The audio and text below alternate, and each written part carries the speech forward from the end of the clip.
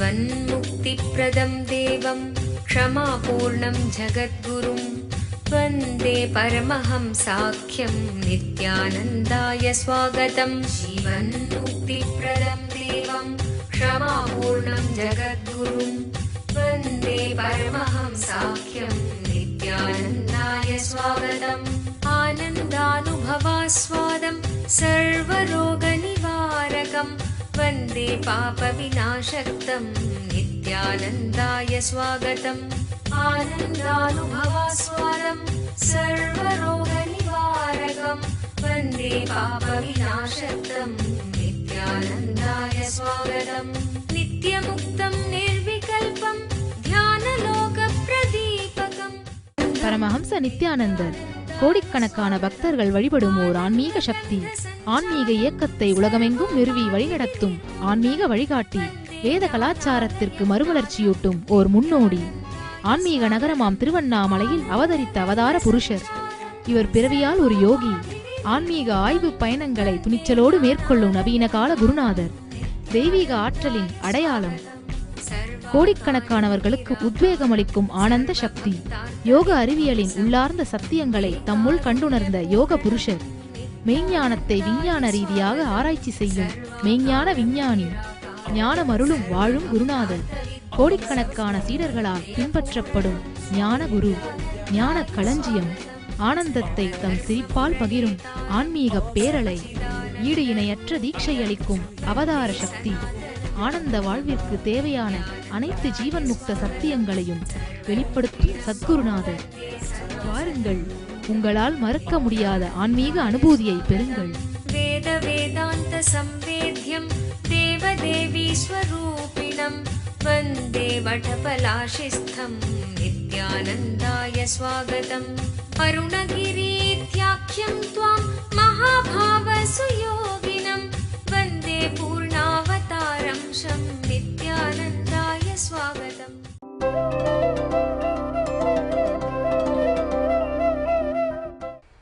சில பேர் தூய்மையடைந்த நுண்ணிய புத்தியினாலே இறை உணர்வை உணர்கிறார்கள்.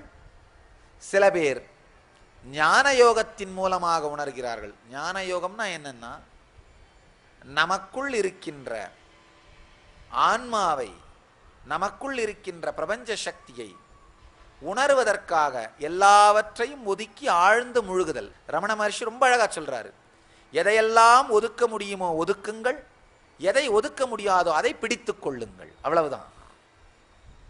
எதையெல்லாம் ஒதுக்க முடியுமோ அதை ஒதுக்கி கொண்டே இருப்பது.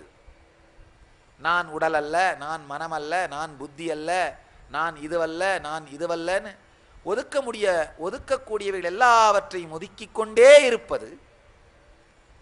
ஒதுக்க முடியாத ஒன்றை பிடித்துக் கொள்வது, அதான் ஞான யோகம்னு சொல்றார். உங்கள் வாழ்க்கையில ஆழ்ந்து பாருங்கள். இப்போ உங்க வாழ்க்கையோட 24 மணி நேரத்துல தூங்குற நேரம் போக, சில பேருக்கு தூங்குற நேரம் போக 16 மணி நேரம் மிச்சம் இருக்கலாம், இல்லை 18 மணி நேரம் மிச்சம் இருக்கலாம். சில பேருக்கு 10 மணி நேரம் தான் மிச்சம் இருக்கலாம். சில பேர் ராத்திரி ரொம்ப சீக்கிரமா படுத்துறணும், 8 மணிக்கெல்லாம் படுத்துருவார்கள், ஆனால் விடிய கால 3 மணிக்கு எந்திரிச்சுப்பார்கள். சில பேருக்கு ராத்திரி எவ்வளவு நேரம் வேணா இருக்க முடியும். மணி 12-1 மணி வரைக்கும் விழிச்சிருப்பார்கள், ஆனால் காலையில 10 மணி வரைக்கும் எந்திரிக்க மாட்டார்கள். அதாவது இரவிலே விழித்திருந்து காலையிலே உறங்குபவர்கள் சந்திரமானம், சந்திரனோடு அவர்கள் உற்சாகமா இருப்பார்கள். இரவிலே உறங்கி சூரியன் எழும்பொழுது விழித்திருப்பார்கள், அவர்கள் சௌரமானம், உற்சாகமா இருப்பார்கள். சூரியன் வரும்போது உற்சாகமா இருப்பார்கள், அவர்கள் சௌரமானம். என்கிட்ட ஒருத்தர் வந்து கேட்டாரு, சாமி எனக்கு ராத்திரியும் தூக்கம் வருது, காலையிலையும் தூக்கம் வருது, நான் என்ன மானம் சாமி? நான் சொன்னேன், நீங்க அவமானம் அப்படின்னு. சந்திரமானமும் இல்லை, சௌரமானமும் இல்லை, அவமானம். தூங்கினது போக ஒரு உதாரணத்துக்கு 16 மணி நேரம் ஆவரேஜா உங்களுக்கு கிடைக்குதுன்னு நினைக்கலாம். சொன்னோம்னா இந்த 16 மணி நேரத்துல எவ்வளவு நேரம் நீங்கள் உங்களை உடல்னு நினைச்சுக்கிட்டே உங்க வாழ்க்கையை இயக்குறீங்க? எவ்வளவு நேரம் உங்களை நீங்க மனம்னு நினைச்சிட்டு உங்க வாழ்க்கையை இயக்குறீங்க? எவ்வளவு நேரம் உங்க வாழ்க்கையை நீங்க உங்களை உணர்ச்சிகள்னு நினைச்சிட்டு இயக்குறீங்க அப்படின்னு ஆழ்ந்து பாருங்கள். உங்களை நீங்க உடல்னு நினைச்சு இயங்குனீங்கன்னா உடல் சார்ந்த சுகங்களை தேடுவதிலே உங்கள் வாழ்க்கை கழியும். மீண்டும் மீண்டும் உங்கள் மனதிற்குள் வராமல் முழுமையாக செயலுக்குள்ளேயே கரைந்து விட்டீர்களானால் அது கர்மயோகம். ஒரு அவதார புருஷரிடமிருந்து நேரடியான வழிகாட்டுதல் வேண்டுமா? பரமஹம்சருடன் நேருக்கு நேர். நித்யானந்தம், நித்யானந்தா ஹியர். இதோ உங்களுக்காக பரமஹம்ச நித்யானந்தர் நேரடியாக வழங்கும் ஒரு அரிய வாய்ப்பு.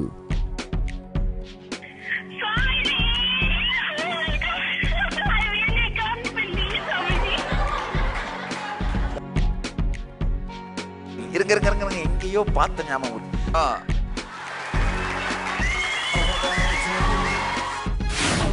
நான் மாடல் எக்ஸாம் நல்லா பண்ணோம், பயமா இருக்கு. இதே தெரிஞ்சு நீ சக்சஸ் ஆக போற, நான் பாத்துக்கிறேன். ஆனந்தமா இருக்கும், ஆனந்தமா இருக்கு. உங்களுடைய எல்லா விதமான கேள்விகளுக்கும் பிரச்சனைகளுக்கும் பரமஹம்சர் தொலைபேசி மூலம் தீர்வுகளை அளிக்கின்றார். தினந்தோறும் காலை 8 மணி முதல். தொடர்பு கொள்ள வேண்டிய தொலைபேசி எண் 08027279999. நேரடி ஒளிபரப்பை காண ntv.nithyananda.org. மனம் சார்ந்த சுகங்களுக்காக உடல் சார்ந்த சுகங்களை தியாகம் பண்ணுவீங்க. அது தியாகம் நினைக்காதீங்க, அது பேரம். பேர் புகழ் வர்றதுக்காக உடல் சார்ந்த சில சுகங்களை விட்டு கொடுத்துருவோம். அதனால் அது பெரிய தியாகம் நினைச்சிடாதீங்க. அது தியாகமும் அல்ல, வைராக்கியமும் அல்ல, பேரம். நீங்க உங்களை உணர்ச்சின்னு நினைச்சீங்கன்னா அந்த உணர்ச்சி சார்ந்த சுகங்களை தேடுவீங்க. ஒரு அன்பு அல்லது ஒரு அட்டென்ஷன், ஒரு கேர், அதை நோக்கி உங்க இயக்கம் ஓடிட்டு இருக்கும். எப்போ நீங்க உங்களை இதையெல்லாம் தாண்டிய உணர்வுன்னு ஆன்மான்னு நினைக்கிறீங்களோ, உடல் மனம் உணர்ச்சிகள் இதை தாண்டிய ஆன்மான்னு உணர்றீங்களோ, அப்போ இது எல்லாவற்றையும் தாண்டிய அமைதிக்குள்ளே நிலைத்திருப்பீர்கள். இப்போதைக்கு உங்க வாழ்க்கையில 16 மணி நேரத்துல ஒரு 10 மணி நேரம் நீங்க உங்களை உடல்னு நினைச்சிங்கன்னா, ஒரு 6 மணி நேரம் உங்களை மனம்னு நினைச்சிங்கன்னா, மெதுமெதுவா அதை மாற்ற துவங்குங்கள். ஒரு நாளைக்கு ஒரு அரை மணி நேரமாவது நீங்க ஆன்மா அப்படிங்கிற உணர்வோடு உங்கள் செயல்களை நடத்துங்கள். ஒரு மாசத்துக்கு பிறகு ஒரு நாளைக்கு ஒரு 2 மணி நேரமாவது நீங்க ஆன்மா அப்படிங்கிற உணர்வோடு உங்கள் செயல்களை நடத்த துவங்குங்கள். உங்களுடைய வாழ்க்கையை பற்றி ஸ்ட்ராட்டஜி பிளான் பண்ணுறது, உங்கள் வாழ்க்கையை பற்றி முடிவுகளை எடுக்கிறது, உங்கள் வாழ்க்கையை பற்றிய செயல்களை செய்கிறது, இது எல்லாமே நீங்கள் ஆன்மாங்கிற உணர்விலிருந்து செய்ய ஆரம்பிங்க. மெதுமெதுவாக ஒரு 6 மாதம் ப்ராஜெக்ட் மாதிரி வச்சு 16 மணி நேரத்தில் ஒரு 10 மணி நேரமாவது நீங்கள் ஆன்மாங்கிற உணர்விலிருந்து உங்களுடைய சிந்தனையும் செயலும் இயங்குமானால் நீங்கள் ஜீவன் முக்தர்கள். 16 மணி நேரமும் நீங்க ஆன்மான்ற உணர்வுல இருக்கணும் கூட நான் சொல்லல. 51%, பாதிக்கும் மேல் உங்களுடைய உணர்வு ஆன்மாங்கிற நிலையிலிருந்து சிந்தனையும் செயலும் செய்ய துவங்குமானால் நீங்கள் ஜீவன் முக்தி வாழ்க்கையை வாழத் துவங்கி விட்டீர்கள். உங்கள் வாழ்க்கையில் ஆனந்த அலை அடிக்க துவங்கிவிட்டது. உங்களுடைய வாழ்க்கையில் ஆனந்த கடல் பொங்க துவங்கிவிட்டது. ஆழ்ந்து புரிந்து கொள்ளுங்கள். ஞான யோகம்னா என்னன்னா, உங்களுடைய வாழ்க்கையில் 51% நேரமாவது நீங்கள் விழித்திருக்கின்ற நேரத்தில் 51% நேரமாவது நீங்கள் உடலை தாண்டி, மனதை தாண்டி, உணர்ச்சிகளை தாண்டி ஆன்ம உணர்வு என்கின்ற தெளிவோடு உங்கள் சொல்லும் செயலும் உணர்வும் எண்ணமும் இருக்குமானால் நீங்கள் ஞான யோகிகள். நீங்கள் ஞான யோகத்தை வாழுகின்றீர்கள். இதுதான் தெளிவான, நேரடியான, பிராக்டிக்கலான டெஃபினேஷன். அடுத்து கிருஷ்ணர் சொல்றாரு, வேறு சிலர் கர்மயோகத்தின் மூலமாகவும் ஆன்ம ஞானத்தை அடைகிறார்கள், உணர்கின்றார்கள். அது எப்படி? செய்கிறவன், செயல், செயலின் பலன், இந்த மூன்றும் மீண்டும் மீண்டும் உங்கள் மனதிற்குள் வராமல் முழுமையாக செயலுக்குள்ளேயே கரைந்து விட்டீர்களானால் அது கர்மயோகம். செயலே இனிமையாக, நேற்றைய சூத்திரங்கள்ல பார்த்தோம், செயலே ஆனந்தமாக, செயலே சுகமாக, செயலே இன்ஸ்பிரேஷனாக, செயலே எக்ஸைட்மெண்டா இருக்கின்ற தெளிவோடு செயல்களுக்குள் நுழைந்தீர்களானால், செயல்களுக்குள் வாழ்ந்தீர்களானால், செயல்களுக்குள் கரைந்தீர்களானால், செயல்களுக்குள் நிறைந்தீர்களானால் உங்கள் வாழ்க்கை கர்மயோகம். அதனால நுண்ணிய புத்தியினால் வருகின்ற தியானத்தின் மூலமாகவும் அல்லது ஞானத்தின் மூலமாகவோ அல்லது கர்மத்தின் மூலமாகவோ உயர்நிலையை நீங்கள் அடையலாம், அல்லது மூன்றையும் வாழ்வதன் மூலமாகவும் அடையலாம். இது தனித்தனி வாட்டர் டேங்க் கம்பார்ட்மெண்ட் மாதிரி கிடையாது. இதை செய்தால் அதை செய்யாதே, அதை செய்தால் இதை செய்யாதே கிடையாது. மூன்றினுடைய சாரத்தையும் கூட உங்கள் வாழ்க்கையின் சேர்ப்பதன் மூலமாக உயர்ந்த உணர்விற்குள் செல்லலாம். இந்த உயர்ந்த உணர்வை உங்களுக்குள் மலரச் செய்து கொள்ளலாம். ஏற்கனவே நாம வாழ்க்கையினுடைய பலம்னு நினைக்கிற விஷயங்கள் எல்லாம் பலம் இல்லை, ஒரு காலத்தில் அது எதுவும் உடன் வராதுன்ற தெளிவு வரும்போதுதான் ஜீவன் முக்த தேடுதல் நமக்கு வர துவங்குகிறது. வாழும் ஞானி பரமஹம்ச நித்யானந்தர் நேரடியாக நடத்தும் நித்யானந்த ஸ்புரண தியான அனுபவ முகாம் NSPயால் நீங்கள் பெறும் உடனடி பலன்கள்: உடல் சக்தி அதிகரிப்பு, தீராத நோய்களிலிருந்து உடனடி விடுதலை, மன அழுத்தம் மற்றும் மனச்சோர்விலிருந்து உடனடி விடுதலை, கவலை, தூக்கமின்மை மற்றும் கர்ம வினைகளிலிருந்து உடனடி விடுதலை, உறவுகளில் இனிமை, செல்வச் செழிப்பு மற்றும் பொருளாதார மேம்பாட்டை தரும் மன அமைப்பை உருவாக்கும் தியான முறைகள். மேலும் NSPயில் வாழும் ஞானியிடமிருந்து நீங்கள் பெறும் தீட்சையினால் உங்களுக்குள் இருக்கும் தெய்வீக ஆற்றலான குண்டலினி சக்தி உயிர்ப்பிக்கப்படுகின்றது. தீட்சையினால் உங்களுக்குள் இருக்கும் மைட்டோகாண்ட்ரியா செல் சக்தி 1300% வரை அதிகரிக்கிறது. இது கேன்சர் போன்ற தீராத வியாதிகள் வருவதையே தடுக்கிறது என்று மருத்துவ ரீதியாக ஆராய்ச்சி செய்து நிரூபிக்கப்பட்டுள்ளது. உங்கள் வாழ்விலும் இந்த பலன்களை அனுபவமாக உணர நித்யானந்த ஸ்புரணா தியான முகாம் ஒரு அரும்பெரும் வாய்ப்பு. முன்பதிவிற்கு 7200003311 7200003322 0417523766. நடைபெறும் நாள் ஜனவரி மாதம் 25, 26, 27, 28, 2012. இடம் துளுவ வேளாளர் கல்யாண மண்டபம், கடம்பராயன் தெரு, திருவண்ணாமலை 606601. நம்ம வாழ்க்கையில ஏற்கனவே பல விஷயங்கள் இருக்குன்னு நினைச்சாதான் நாம இந்த ஜீவன் முக்த தேடுதலை நோக்கி இறங்காமல் இருக்கின்றோம்.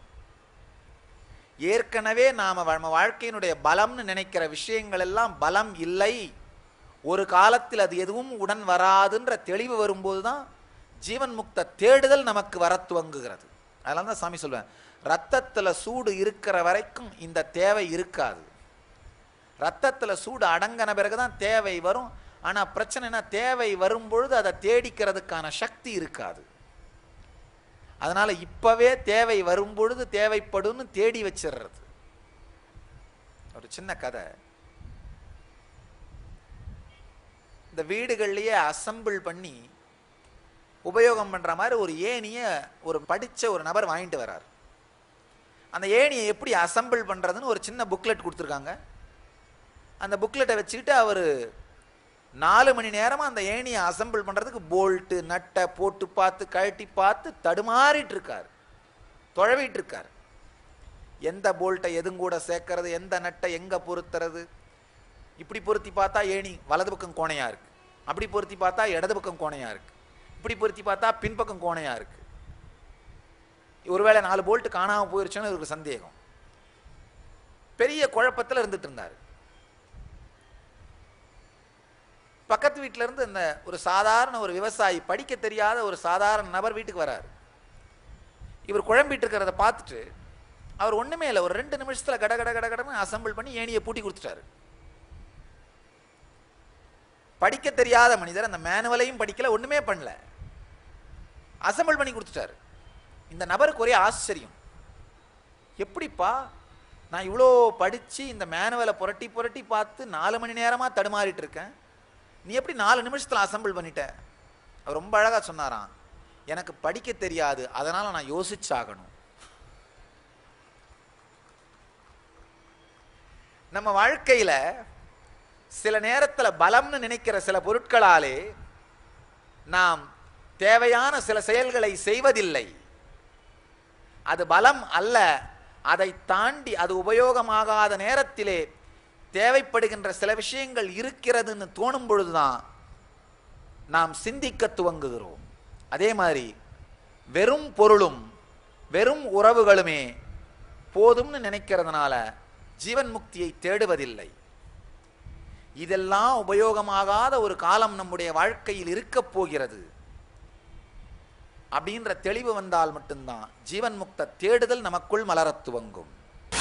இல்ல 50 நல்ல குணங்களை பார்த்து இத்தனை நல்ல விஷயங்களை செஞ்சிட்டேன், அப்ப நான் இதை திரும்ப திரும்ப ஆழமா வெளிப்படுத்தினாலே மற்ற நல்லவைகளும் வெளிப்படும் அப்படிங்கிற தெளிவோடு இயங்கிறதா அப்படின்றது உங்க முடிவுதான். வாழும் ஞானி பரமஹம்ச நித்யானந்தர் வழங்கும் கல்பத்தரு முழுநாள் தியான அனுபவ முகாம். கல்பத்தருவில் நீங்கள் பெறும் உடல் நலம், வாழும் ஞானியிடம் நீங்கள் பெறும் தீட்சை உங்களின் உடலிற்கும் மனதிற்கும் சக்தியளித்து குணமளிக்கின்றது.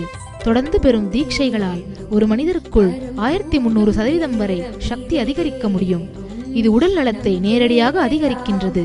தொடர்ந்து 21 நாட்கள் எடுத்துக்கொள்ளும் தீட்சை மேற்சொன்ன சக்தி மாற்றங்களை உங்களுக்குள் நிலையான அனுபவமாக மாற்றுகின்றது. பெங்களூரு ஆசிரமத்தில் வாரந்தோறும் சனி மற்றும் ஞாயிற்றுக்கிழமைகளில் கல்பத்துரு தியான முகாம் நடைபெறுகின்றது. மேலும் விவரங்களுக்கு நித்யானந்த தியான பீடம், நித்யானந்த நகர், ஆஃப் மைசூர் ரோட், பிடதி, பெங்களூர். தொடர்பு கொள்ள வேண்டிய தொலைபேசி எண்கள் 7200003311, 7200003322, www.nityananda.org. முதல்ல நீங்களாகவே செய்ய வேண்டிய யுக்திகளை அளித்தார். இப்பொழுது எம்பெருமான் கடைசியாக நீங்கள் செய்ய வேண்டிய சாதனையை சொல்கிறார். கடைசியா நீங்க செய்ய வேண்டிய சாதனை என்னன்னா இறைவனிடம் சரணாகதி அடைவது. இந்த முதல் சூத்திரத்திலே சொல்ற ரொம்ப அழகா சொல்றாரு, யார் எனக்கு பக்தியோடு ஒரு சாதாரண ஒரு இலை, பூ, கொஞ்சம் நீர், இல்ல ஒரு பூ, ஒரு பழம், இதை கொடுத்தால் கூட அந்த மனத்தவனுடைய அன்பை நான் அருந்துகின்றேன், அவனுடைய அன்பை நான் ஏற்றுக்கொள்ளுகின்றேன். கிருஷ்ணன் அப்படிங்கிற ஒரு தனி மனிதன் அல்ல, அவர் வெறும் அவருடைய உடம்புல மட்டும் வாழற மனிதரா இருந்தா பொருளுடைய எண்ணிக்கை தான் அவருக்கு மகிழ்ச்சி சேர்க்கும். ஏன்னா நிறைய பொருள் அவருக்கு நிறைய மகிழ்ச்சி. அவர் தன்னை ஒரு பொருளாக உடலாக நினைத்தால் அப்ப கொடுக்கின்ற பொருள்களின் எண்ணிக்கையை வைத்து ஆனந்தப்படுவார். ஆனா அவர் தன்னை பொருள்னு நினைக்கல, தன்னை உணர்வாக நினைப்பதனால் கொடுக்கின்றவனுடைய உணர்வை ஆனந்தமாக ஏற்றுக்கொள்ளுகின்றார். ஆழ்ந்து புரிந்து கொள்ளுங்கள். நீங்க உங்களை உடல்னு நினைச்சீங்கன்னா உடல் சார்ந்த விஷயங்களை அனுபவிப்பீங்க. மனம்னு நினைச்சீங்கன்னா மனம் சார்ந்த விஷயங்களை அனுபவிப்பீங்க. உணர்வுன்னு நினைச்சீங்கன்னா உணர்வு சார்ந்த விஷயங்களை அனுபவிப்பீங்க. உங்களை உடல்னு நினைச்சா என்ன பண்ணுவீங்க?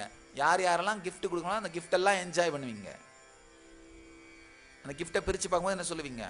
நல்ல பணக்காரன் தானே, வெறும் 100 ரூபாய்க்கு கொடுத்துருக்கான் பாரு, இன்னும் ஏதாவது பெருசாக எடுத்துகிட்டு வந்திருக்கலாம்ல. அவங்க வீட்டு கிரக பிரவேசம் நம்ம 1000 ரூபா செஞ்சோம் இல்லை பாரு, கஞ்ச 100 ரூபாயா கொடுத்துருக்கான். பல நேரத்தில் இந்த கல்யாணம், கிரக பிரவேசம் இதெல்லாம் வட்டி இல்லாத கடன் மாதிரி தான். அன்பளிப்பு கிடையாது, வட்டி இல்லா கடன். நாம் அந்த காஸ்ட்டுக்கு செய்யணும், அவங்க அந்த காஸ்ட்டுக்கு செய்வார்கள், அவ்வளவுதான். வட்டி கிடையாது, வேற ஒன்றும் கிடையாது. உடல்னு நினைச்சா அது சார்ந்த விஷயங்களை அனுபவிப்பீர்கள். மனம்னு நினைச்சா, நீங்க உங்களை மனம்னு நினைச்சீங்கன்னா பேர் புகழை அனுபவிப்பீர்கள். உங்களை யாராவது புகழ்ந்தா என்ன பண்ணுவீங்க? மனம் சார்ந்த சுகம், ஒரு அவார்டு கொடுத்தா அதை என்ஜாய் பண்ணுவீங்க. மனம் சார்ந்த சுகம், பல பேர் புகழும் பொழுது என்ஜாய் பண்றது, பல பேர் முன்னாடி கூப்பிட்டு மாலை போட்டு கை தட்டினா உடனே பெரிய ஆளாயிட்டோம், அதை அனுபவிக்கிறது. மனம் சார்ந்த சுகங்களை அனுபவித்தல்.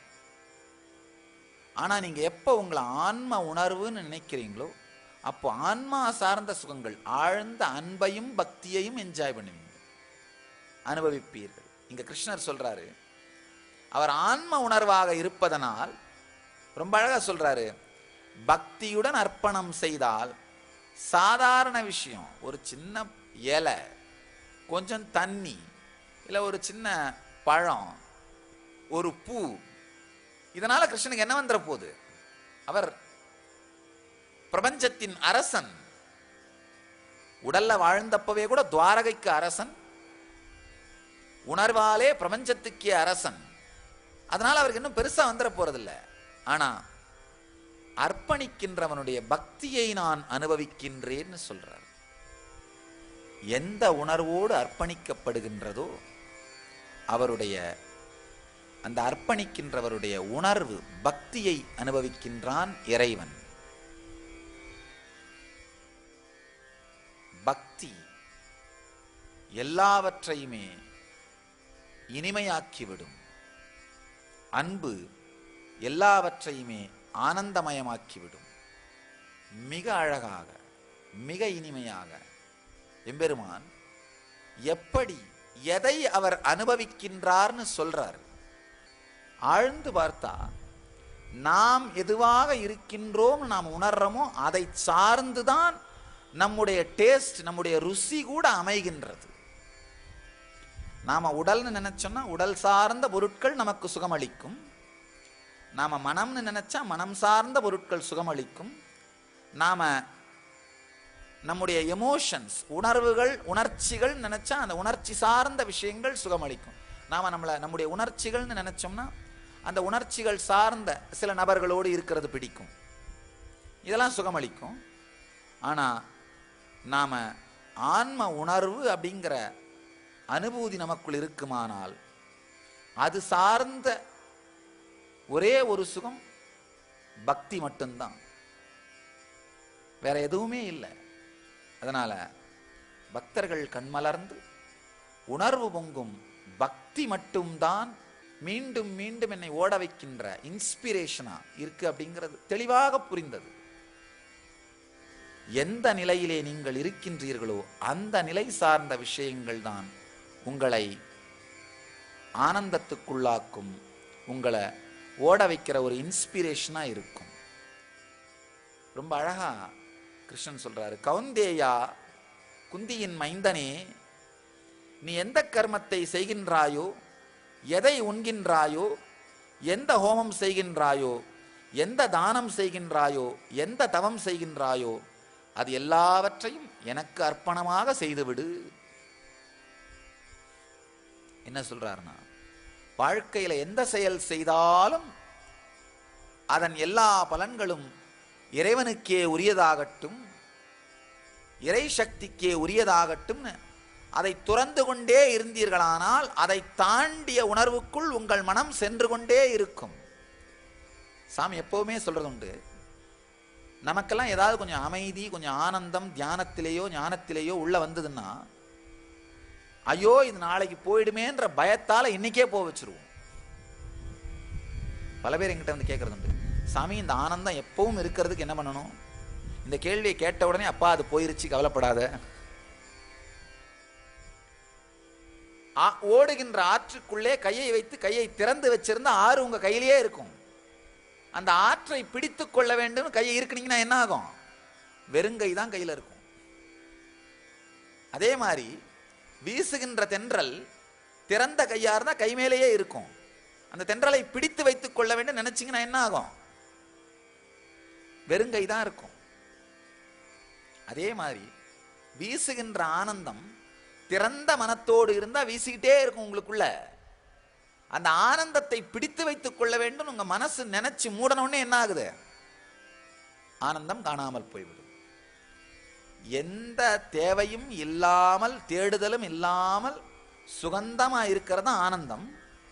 ஆனா அந்த ஆனந்தத்தையே ஒரு தேடுதலாக, ஒரு தேவையாக நீங்கள் பிடித்து கொள்ள முயற்சி பண்ணும்போது அந்த ஆனந்தம் போயிருது, நிலைக்காது.